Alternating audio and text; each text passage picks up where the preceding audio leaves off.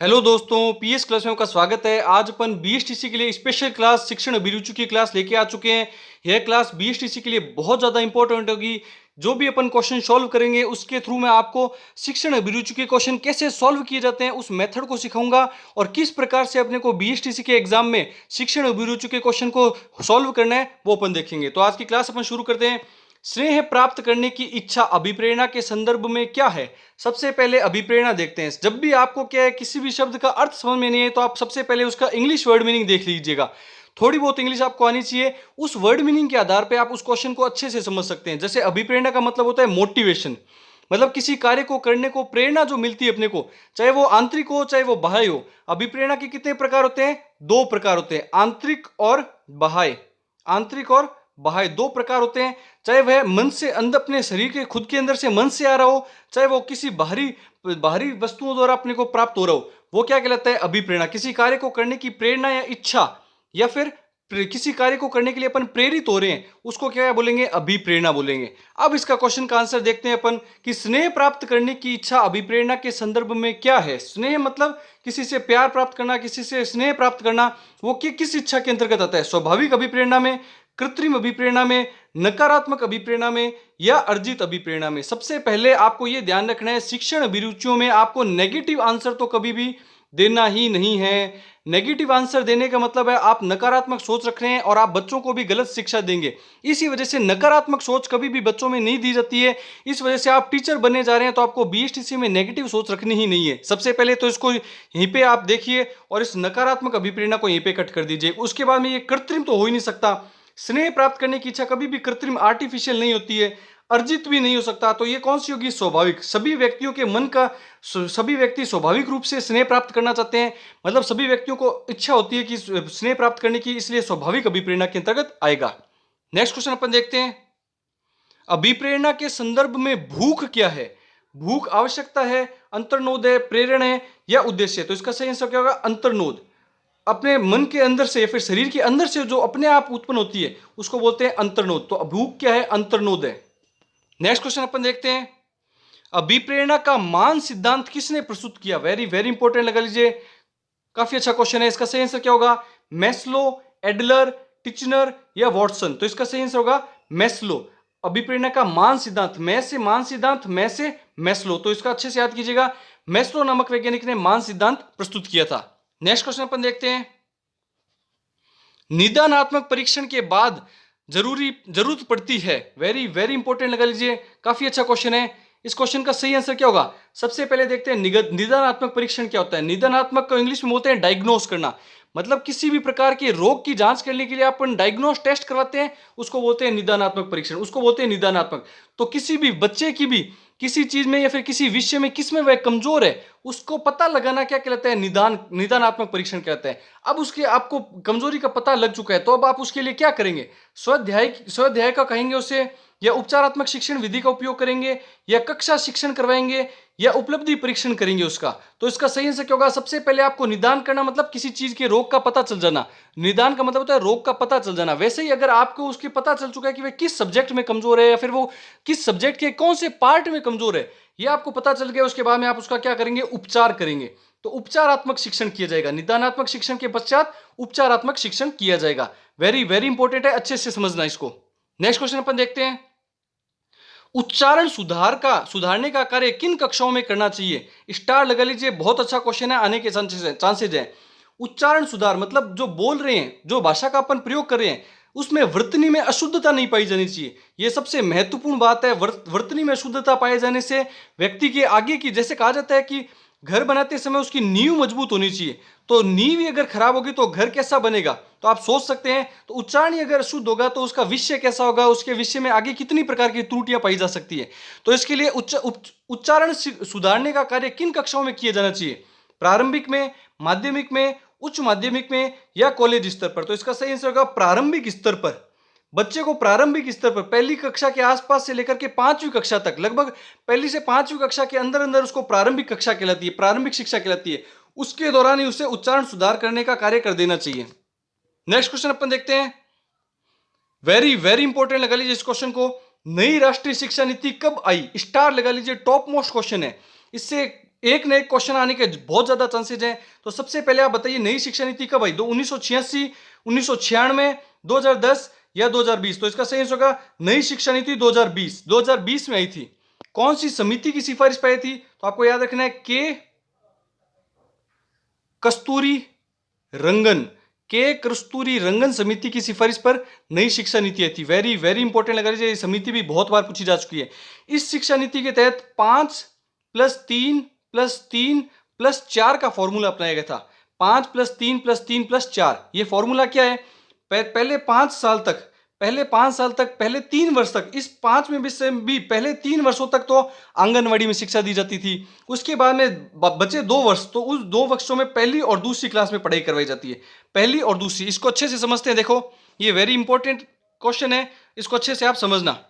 इसमें 5+3+3+4 का फॉर्मूला अपनाया गया है नई शिक्षा नीति में। इस तरीके से इन 4 चरणों में शिक्षा कंप्लीट करवाई जाएगी।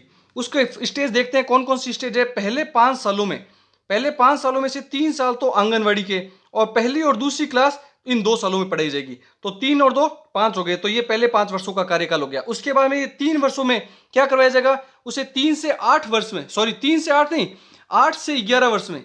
यहां पे कितने वर्ष हो जाएंगे उसके? 8 वर्ष तक हो जाएंगे कार्यकाल कंप्लीट। तीसरी कक्षा से ये शुरू होगा। पहले 5 वर्ष का कार्यक्रम कहां से शुरू होगा? तीसरी कक्षा से, 3 साल से। 3 साल के आसपास की उम्र में उसे पहले आंगनवाड़ी में लिया जाएगा। 3 साल के आसपास की उम्र में उसे आंगनवाड़ी में लिया जाएगा। 3 साल में उसे आंगनवाड़ी में लिया जाएगा और 5 साल तक पढ़ाया जाएगा दूसरी क्लास तक। पहली दूसरी क्लास तक उसे 5 साल तक पढ़ाया जाएगा। उसके बाद में आएगा 3 साल। 3 साल में उसे कैसे पढ़ाया जाएगा? 8 से 11 वर्ष में। 8 से 11 वर्ष में उसे तीसरी से 5वीं कक्षा तक पढ़ाया जाएगा। तीसरी से 5वीं कक्षा तक पढ़ाया जाएगा। फिर बचेंगे 3 साल। इन 3 साल में वह 11 से 14 वर्ष का हो जाएगा। 11 से 14 वर्ष का हो जाएगा। इस 11 से 14 वर्ष की उम्र में उसे 6ठी से 8वीं तक पढ़ाया जाएगा। 6ठी से 8वीं तक। और लास्ट में बचेंगे 4 साल। उन 4 सालों में इसे कैसे पढ़ाया जाएगा? 14 से 18 वर्ष में। 14 से 18 वर्ष में इसे पढ़ाया जाएगा 9वीं से 12वीं कक्षा तक। तो इस प्रकार से इसे 5+3+3+4 की कार्यकाल के आधार पर बच्चे को पढ़ाया जाएगा कक्षा 12वीं तक। यह नई शिक्षा नीति का उद्देश्य है। नेक्स्ट क्वेश्चन अपन देखते हैं। वस्तुनिष्ठ प्रश्नों का प्रकार है। वेरी वेरी इंपॉर्टेंट लगा लीजिए। इसमें से वस्तुनिष्ठ प्रश्न, जिसको इंग्लिश में बोलते हैं ऑब्जेक्टिव प्रश्न, एबेसेदे वाले प्रश्न, जैसे बहुविकल्पीय प्रश्न, ये किस में आएंगे? बहुविकल्पीय वस्तुनिष्ठ में आएंगे क्या? सत्य असत्य वाले आएंगे क्या? रिक्त स्थान पूर्ति वाले आएंगे या उपयुक्त सभी? तो इसका सही आंसर क्या होगा? उपयुक्त सभी। वस्तुनिष्ठ प्रश्न मतलब ऑब्जेक्टिव, 2-4 ऑप्शंस में से छांट करके किसी का उत्तर करना, वो क्या लेते हैं? वस्तुनिष्ठ प्रश्न। बहुविकल्पी भी इसी में आएंगे, सत्य असत्य भी इसी में आएगा और रिक्त स्थान पूर्ति भी इसी में आएगा। तो उपयुक्त सभी प्रश्न वस्तुनिष्ठ प्रश्न के प्रकार हैं। स्टार लगा लीजिए, वेरी इंपॉर्टेंट क्वेश्चन है। आपको कॉन्सेप्ट क्लियर होने चाहिए, क्वेश्चन के साथ में आपके कॉन्सेप्ट भी क्लियर होने चाहिए। नेक्स्ट क्वेश्चन अपन देखते हैं। किसी परीक्षण के प्रत्येक प्रश्न का उत्तर सभी बालकों द्वारा सही दिया जाता है, अतः परीक्षण में किस गुण का अभाव है? यह कह रहा है कि कोई परीक्षा करवाई जा रही है, उस परीक्षा में सभी बालकों के द्वारा उत्तर क्या दिया जा रहा है? सही दिया जा रहा है। सभी बालकों के द्वारा सही उत्तर दिया जा रहा है। तो उस परीक्षा में किस गुण का अभाव है? वैधता का, वस्तुनिष्ठता का, व्यापकता का या विभेदकारिता का? तो इसका सही आंसर क्या होगा? विभेदकारिता का। क्योंकि सभी बच्चे जब अगर सही उत्तर देने लग रहे हैं तो बच्चों के स्तर का आधार तो हमें पता चल ही नहीं रहा कि कौन सा एवरेज बच्चा है, कौन सा इंटेलिजेंट बच्चा है, कौन सा लोअर एवरेज बच्चा है। तो अपने को यह पता ही नहीं चल पाएगा कि बच्चे का एवरेज क्या है या फिर बच्चे का स्तर क्या है। तो स्तर के आधार पर अपन बच्चों को अलग अलग नहीं देख सकेंगे क्योंकि सभी का आंसर सही हो चुका है। इस वजह से विभेदकारिता का, इस परीक्षण में किस गुण का अभाव है? विभेदकारिता का। बच्चों के बीच में विभेद नहीं हो पा रहे हैं। ये स्टार लगा लीजिए, अच्छा क्वेश्चन है। नेक्स्ट क्वेश्चन अपन देखते हैं। वही प्रश्न उत्तम होते हैं जो, कौन से प्रश्न उत्तम होते हैं? बड़े होते हैं, कठिन होते हैं, तर्कयुक्त होते हैं या उपरोक्त सभी? तो इसका सही आंसर होगा तर्कयुक्त। वह प्रश्न ही उपयुक्त होते हैं जो तर्कयुक्त होते हैं। बड़े क्वेश्चन के आंसर लिखने से जरूरी नहीं है कि बच्चों को संपूर्ण ज्ञान होए। बड़ा क्वेश्चन का आंसर होगा, जैसे हल्दी घाटी का युद्ध है, बड़ा क्वेश्चन का आंसर लिखेंगे तो पूरा युद्ध लिख देगा वो, लेकिन सिर्फ उसे क्या ज्ञान क्या होगा? सिर्फ हल्दी घाटी से संबंधित ज्ञान होगा। कठिन प्रश्न होगा तो फिर सिर्फ उसी के ऊपर ध्यान देगा और अन्य क्वेश्चनों को वो छोड़ देगा।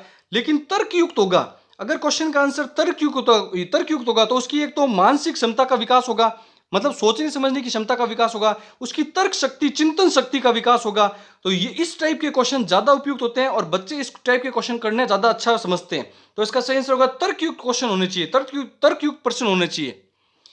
नेक्स्ट क्वेश्चन अपन देखते हैं, श्रव्य दृश्य सामग्री का उदाहरण है। वेरी वेरी इंपॉर्टेंट लगा लीजिए, श्रव्य दृश्य सामग्री, दृश्य सामग्री आपको अच्छे से ध्यान में होना चाहिए। श्रव्य और दृश्य मतलब जिसमें सुन भी सकते हैं और देख भी सकते हैं, उस सामग्री को कौन से उदाहरण है इसके? टीवी, नाटक, सिनेमा या उपयुक्त सभी? तो इसका सही आंसर होगा उपयुक्त सभी। आप टीवी में दृश्य देख भी सकते हैं और आवाज सुन भी सकते हैं, तो दृश्य श्रव्य दोनों हो गया। नाटक में भी आप दृश्य देख सकते हैं और आवाज सुन सकते हैं, तो ये भी दृश्य श्रव्य दोनों हो गया। सिनेमा में भी आप क्या कर सकते हैं? दृश्य श्रव्य दोनों कर सकते हैं, तो इसका सही आंसर क्या होगा? उपयुक्त सभी। नेक्स्ट क्वेश्चन अपन देखते हैं, बुलेटिन बोर्ड को किस सहायक सामग्री में रखा जाएगा? यहां पे किस सहायक सामग्री होगा? किस सहायक सामग्री में रखा जाएगा? बुलेटिन बोर्ड को किस सहायक सामग्री में रखा जाएगा? श्रव्य सामग्री, दृश्य सामग्री, श्रव्य दृश्य सामग्री या किसी में नहीं? तो सबसे पहले देखते हैं बुलेटिन बोर्ड क्या होता है। आप स्कूल वगैरह में जाते थे तो आपने देखा होगा कि एक हरे कलर का ऑफिस के बाहर बोर्ड लगा होता है, जिसके ऊपर सारे नोटिस वगैरह चिपकाए जाते हैं, उसे ही बुलेटिन बोर्ड कहा जाता है। उस बुलेटिन बोर्ड में जो सहायक सामग्री है वो किसके अंतर्गत आएगी? आप खुद सोच सकते हैं, वो उससे आपको सामग्री से सुनने को मिलता है क्या? उस नोटिस बोर्ड से कुछ भी नहीं। दृश्य देखने को मिलता है, बिल्कुल सही है, तो आप उसको दृश्य सहायक सामग्री में रखेंगे। और श्रव्य दृश्य बिल्कुल नहीं, ना तो उससे सिर्फ दृश्य होता है ना कि सुनाई देता है, तो उसे दृश्य श्रव्य में भी नहीं रखा जा सकता। तो इसका सही आंसर क्या होगा? दृश्य सामग्री। इसका सही आंसर क्या होगा? बुलेटिन बोर्ड किस सहायक सामग्री का भाग है? तो आपको याद रखना है दृश्य सामग्री का। नेक्स्ट क्वेश्चन अपन देखते हैं, आगमन विधि को अन्य किस नाम से जाना जाता है? वेरी वेरी इंपॉर्टेंट लगा लीजिए, आगमन और निगमन दोनों ही विधियां बहुत ज्यादा इंपॉर्टेंट है। तो अपन आगमन पे डिस्कस करते हैं, विश्लेषण विधि, समस्यानुमान विधि, उदाहरण विधि या सत्यापित विधि? तो इसका सही आंसर क्या होगा? सामान्य अनुमान विधि है। सामान्य प्लस अनुमान, सामान्य अनुमान विधि। विश्लेषण, सामान्य अनुमान, उदाहरण या सत्यापित? तो इसका सही आंसर होगा उदाहरण विधि। आगमन विधि का मतलब होता है उदाहरण देकर के समझाना, पहले उदाहरण देना, फिर उस विषय वस्तु के ऊपर समझाना, फिर नियम बनाना, उदाहरण से नियम की ओर। आगमन विधि का अर्थ क्या होता है? उदाहरण से नियम की ओर, पहले उसे उदाहरण देना, फिर उसे नियम बताना, उसको बोलते हैं आगमन विधि। तो आगमन विधि किस नाम से जानी जाती है? उदाहरण विधि के नाम से जानी जाती है। नेक्स्ट क्वेश्चन अपन देखते हैं, व्याकरण की शिक्षा में किस प्रणाली का प्रयोग किया जाता है? व्याकरण की शिक्षा करवा रहे हैं अपन बच्चे को, तो कौन सी प्रणाली लेंगे? प्रत्यक्ष, परोक्ष, आगमन या निगमन? तो सही आंसर क्या होगा? आगमन विधि। सबसे पहले उसे उदाहरण दिया जाएगा। आगमन विधि ऊपर पढ़ चुके हैं। आगमन विधि का अंदर क्या दिया जाता है? सबसे पहले उदाहरण दिया जाता है, फिर उससे नियम बताए जाते हैं। जैसे अपन संधि देखते हैं, तो संधि में सबसे पहले उसे उदाहरण दिए जाते हैं, जैसे परम प्लस अणु, परम प्लस अणु। तो देखो मैं में इसमें ए आ रहा है, मैं के साथ में ए आ रहा है और ये ए है, तो संधि कौन सी होगी इसमें? दीर्घ संधि होगी। वापस से देखिए, इसमें परम प्लस अणु, ये अपन ने उदाहरण दिया बच्चे को कि परम प्लस अणु की संधि कीजिए इसकी, तो उसको बताएंगे बनेगा क्या? परमाणु। अब उसको नियम बताएंगे कि इस दीर्घ संधि का नियम क्या होता है। इसमें ए आ रहा है और इसमें भी ए आ रहा है, तो दोनों ए मिलके दीर्घ बना रहे हैं आ। इस प्रकार अपन उसे उदाहरण देकर के बताएंगे कि परम में ए आ रहा है और अणु का भी ए आ रहा है, तो इन दोनों ए को मिलाने पे बना आ। इससे पता चलता है कि इसमें दीर्घ संधि है। अब इसको नियम बताएंगे कि दीर्घ संधि के अंदर मतलब जो ए और ए मिलके क्या बना? आ बना है, मतलब दीर्घ हुआ है। इससे अब अपन दीर्घ संधि का नियम बताएंगे। तो पहले उदाहरण दिया गया है, फिर उसका नियम बताया गया है। तो इस वजह से उदाहरण से नियम की व्याकरण शिक्षा में किस प्रकार के नियम का प्रयोग करेंगे? आगमन विधि का। कौन सी विधि का उपयोग करेंगे? आगमन विधि का। नेक्स्ट क्वेश्चन अपन देखते हैं, प्रयोगशाला विधि किस सिद्धांत पर आधारित है? सबसे अच्छी विधि मानी जाती है क्योंकि इसमें बच्चा खुद करके सीखता है, इसलिए वेरी वेरी इंपॉर्टेंट मानी जाती है। इसको वैज्ञानिक विधि भी कहा जा सकता है क्योंकि व्यक्ति खुद करके सीखता है। जिसमें बच्चा खुद सक्रिय रहता है वो वैज्ञानिक विधि कहलाती है, और जिसमें बच्चा खुद सक्रिय नहीं रहता है वह अवैज्ञानिक या अमनोवैज्ञानिक विधि कहलाती है। यह मनोवैज्ञानिक विधि है। इसमें सही आंसर क्या होगा? करके सीखना। प्रयोगशाला विधि में किस सिद्धांत पर आधारित है? करके सीखना। इसको बोलेंगे इंग्लिश में लर्निंग बाय डूइंग। करके सीखना, लर्निंग बाय डूइंग। तो इसमें बच्चे को ज्यादा अच्छे से याद रहेगा और वो ज्यादा अच्छे से समझ पाएगा। नेक्स्ट क्वेश्चन अपन देखते हैं, कविता शिक्षण का प्रमुख अंग है। वेरी वेरी इंपॉर्टेंट लगा लीजिए।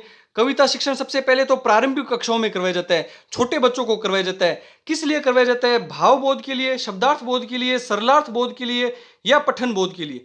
तो उनको भाव सिखाए जाते हैं, बोलने का भाव, किस प्रकार से उन्हें लय ताल, किस लय में उस कविता को गाना है, किस ताल में उसे गाना है, उन्हें लय का ज्ञान करवाया जाता है। और सभी बच्चों को साथ में एक भाव में मतलब वातावरण के अंदर उनके कविता का पाठ करवाया जाता है। तो इसका सही आंसर क्या होगा? भावबोध। कविता शिक्षण का प्रमुख अंग क्या होगा?